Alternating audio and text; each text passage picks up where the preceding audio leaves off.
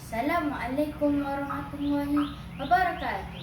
Saya Ahmad Zafis Kumar bin Muhammad Yusof dari Sekolah Rendah Agama Muslim Padutuang ingin membentangkan projek saya yang bertajuk Smart Greenhouse.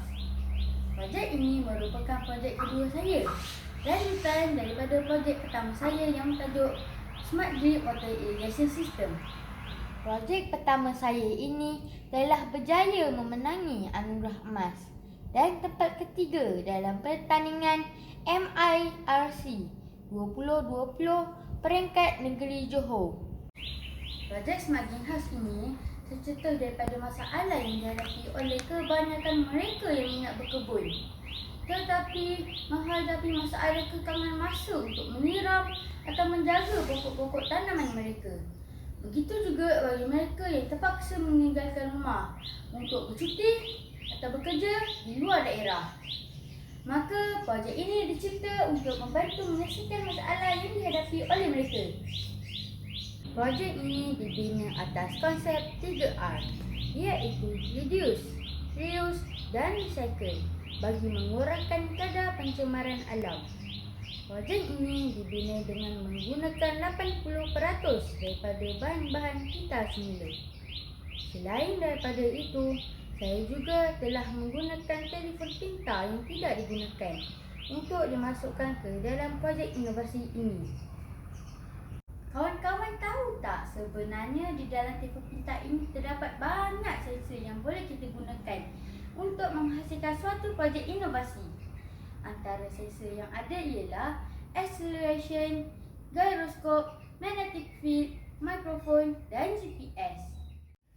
Maka dengan itu, saya telah menggunakan aplikasi Cumulocity IoT untuk membangunkan projek ini kerana aplikasi ini dapat menunjukkan bacaan sensor yang ada pada telefon pintar secara real time.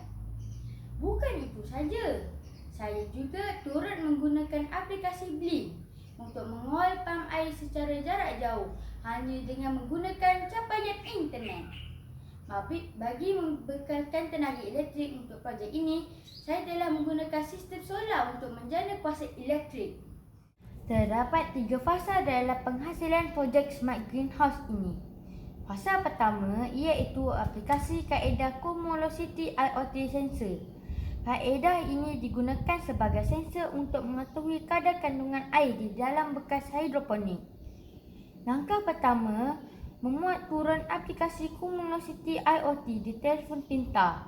Langkah kedua, kemudian letakkan telefon pintar di bahagian tepi tapak hidroponik. Langkah ketiga, magnet pula diletakkan di bahagian bawah dasar tapak hidroponik bagi membolehkan sensor mengesan bacaan magnet. Langkah keempat, buka laman web Cumulocity. Langkah kelima, pilih sensor magnetic field. Langkah keenam, pergi ke menu Smart Rule untuk aktifkan alarm. Langkah ketujuh, masukkan bacaan minima 9, maksima 0. Alarm akan dikeluarkan sekiranya sensor mengesan bacaan minima hingga ke maksima. Langkah ke-8, untuk memudahkan kita mengetahui alarm terhadap sensor ini, boleh pergi ke menu On Alarm Send Email untuk meminta sistem ini menghantar email kepada kita. Langkah ke-9, kemudian apabila sistem Cumulocity mengeluarkan alarm, maka secara automatik dia akan menghantar email. Fasa kedua pula ialah penggunaan aplikasi Blink untuk mengawal pam air secara live. Air dari tangki simpanan akan dipam masuk ke bekas hidroponik hanya dengan menekan butang on pada aplikasi Blink yang telah diset. Oleh itu, saya telah menggunakan bot ESP32 with Wi-Fi untuk menghubungkan aplikasi Blink di telefon pintar dengan bot yang akan mengawal pam air. Langkah-langkahnya adalah seperti berikut. Langkah pertama, download aplikasi Blink di telefon pintar. Langkah kedua, pilih bot ESP32. Kemudian set pin yang hendak digunakan.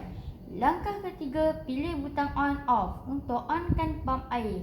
Langkah keempat, pilih butang notification untuk menyampaikan mesej setelah pam air di-on. Langkah kelima, kemudian pergi ke pilihan Arduino. Masukkan kod projek dan upload fail ke bot ESP32. Langkah keenam yang terakhir, sambungkan bot, relay, bateri dan pam air.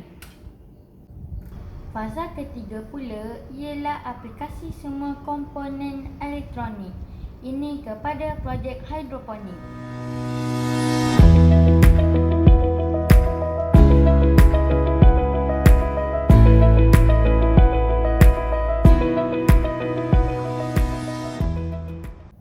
Kesimpulannya, aplikasi kaedah IoT dapat memudahkan kita untuk mengawal suatu peranti dari jarak jauh dengan hanya disambungkan dengan capaian internet sahaja. Saya berharap projek ini dapat menginspirasi kita untuk mengisi masa lapang dengan gaya hidup yang sihat.